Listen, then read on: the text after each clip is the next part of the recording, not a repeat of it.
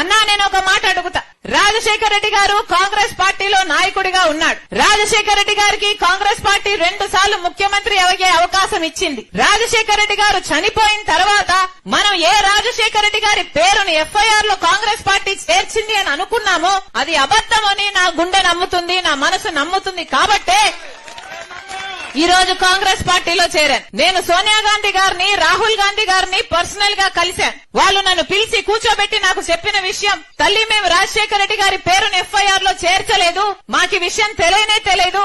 ఒకటి ఆలోచించమ్మా, నా భర్త అంటే సోనియా గాంధీ గారు చెప్పిన మాట, తన భర్త రాజీవ్ గాంధీ గారి పేరు కూడా బొఫోర్స్ కేసులో ఆయన చనిపోయిన తర్వాత ఆయన పేరును పెట్టారు ఎఫ్ఐఆర్ లో. నాకు ఆ బాధ తెలుసు, నాకు ఎంత బాధగా ఉన్నిందో నేనే చెప్పగలను. అలాంటి విషయంలో నేను రాజశేఖర రెడ్డి గారి పేరుని ఎఫ్ఐఆర్ లో చేర్చాను అంటే నువ్వు ఎలా నమ్మావమ్మా అని ఆ రోజు నాతో అన్నమాట. మాకు నిజంగానే తెలియకుండా జరిగిన విషయము, ఇది పొరపాటే తప్ప మాకు తెలిసి చేసిన తప్పు కాదు తల్లి అని వాళ్ళిద్దరూ నాకు చెప్పడం జరిగింది. అంతేకాదు రాజశేఖర రెడ్డి గారు ఎంత గొప్ప మనిషో, రాజశేఖర రెడ్డి గారి మనసేమిటో, రాజశేఖర రెడ్డి గారు ఎంత నమ్మకంగా వాళ్ళకున్నాడో, రాజశేఖర రెడ్డి గారు ఉండుంటే వాళ్ళకి ఎంత బలమై ఉండో, ఇవన్నీ రాజశేఖర రెడ్డి గారు నా కళ్ళ ముందరనే ఆకాశానికి ఎత్తేశారు. అంత గౌరవం ఉంది వాళ్ళకి రాజశేఖర రెడ్డి గారి మీద. అందుకనే ఈ రోజు రాజశేఖర రెడ్డి బిడ్డ కాంగ్రెస్ పార్టీలో మళ్లీ అడుగుపెట్టింది.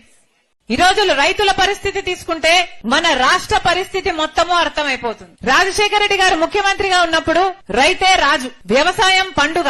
రాజశేఖర రెడ్డి గారు ముఖ్యమంత్రిగా ఉన్నప్పుడు ఇన్పుట్ సబ్సిడీ ఇచ్చారు, విత్తనాల మీద సబ్సిడీ ఇచ్చారు, ఎరువుల మీద సబ్సిడీ ఇచ్చారు, పంట నష్టపోతే పంట నష్టపరిహారం ఇచ్చాడు, పంట బీమా ఉండే, అద్భుతంగా రుణమాఫీ కూడా చేశాడు. ఇలా ఒక రకంగా కాదు, 2 రకాలు కాదు, ప్రతి విషయంలోనూ అసలు పెట్టుబడి ధర తగ్గించాడు, రాబడిని పెంచాడు. ప్రతి విషయంలో రైతులకు అండగా నిలబడ్డారు. కాబట్టే ఆ రోజు వ్యవసాయం పండుగైంది. కానీ ఈ రోజు ఇప్పుడు జగనన్న గారి ప్రభుత్వంలో కనీసం గిట్టుబాటు ధర వస్తుందా అంటే ఒక చోట కూడా, ఒక రచ్చబండలో కూడా ఒక రైతు కూడా అమ్మా మేము బాగుపడుతున్నాము, మాకు గిట్టుబాటు ధర వస్తుంది, వ్యవసాయం బాగుంది, మేము డబ్బులు చేసుకుంటున్నాము అన్న రైతు రేనేలేడు. ఎక్కడికి వెళ్ళినా కూడా అసలు అన్నా అప్పు లేని రైతు ఉన్నాడా ఈ రోజు అంటే లేడు. మొత్తం రైతులందరూ అప్పుల పాలైపోయారు. ఈ రోజు వ్యవసాయం పండుగ కాదు, ఈ రోజు వ్యవసాయం దండగ.